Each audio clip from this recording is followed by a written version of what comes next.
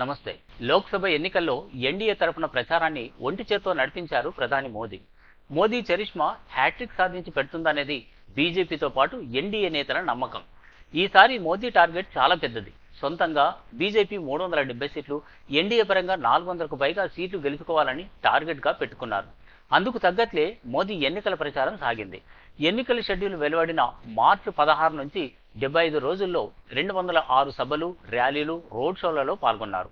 అయితే వీటిలో అత్యధికంగా 4 రాష్ట్రాలతో పాటు దక్షిణాదిలోనే ఉన్నాయి. ఉత్తరప్రదేశ్లో అత్యధికంగా 31 సభలు, ర్యాలీలు, రోడ్ షోలలో పాల్గొన్నారు. బీహార్లో 20, మహారాష్ట్రలో 19, పశ్చిమ బెంగాల్లో 18 ర్యాలీలు, సభలు నిర్వహించారు. అటు దక్షిణాదిలో 35 సభలు, రోడ్ షోలలో పాల్గొన్నారు. మరి ఎందుకు ఈ ప్రాంతాలపైన ఎక్కువగా ఫోకస్ పెట్టారంటే దీనికి ప్రధాన కారణం ఆయా ప్రాంతాల్లో అత్యధిక సీట్లు గెలుచుకోవాలనే. దేశవ్యాప్తంగా 543 లోక్సభ స్థానాలుంటే మోదీ తన ప్రచారంలో ఫోకస్ పెట్టిన ప్రాంతాల్లోనే 339 సీట్లున్నాయి.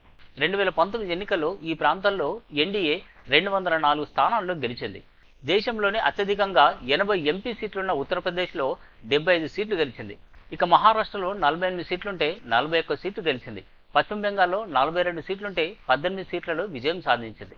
బీహార్లో 40 సీట్లుంటే 39 సీట్లలో ఎన్డీఏదే విజయం. ఇక దక్షిణాదిలో 129 సీట్లుంటే అందులో కేవలం 31 సీట్లు మాత్రమే గెలుచుకుంది. అందులో అత్యధికంగా 25 కర్ణాటకలో, 4 తెలంగాణలో ఉన్నాయి.